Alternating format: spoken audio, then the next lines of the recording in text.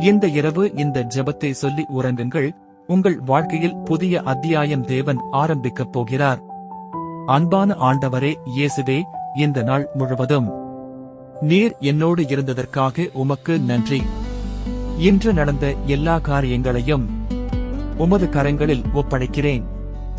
என் மனதில் இருக்கும் பாரம், சோர்வு, கவலை அனைத்தையும் உமது பாதத்தில் வைக்கிறேன்.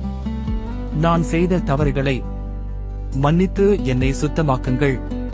இந்த இரவில் என் குடும்பத்தையும் என்னையும் உமது பாதுகாப்பில் வைத்தருளுங்கள். என் இதயத்தில் உமது சமாதானத்தை நிரப்பி அமைதியான நித்திரை தாருங்கள்.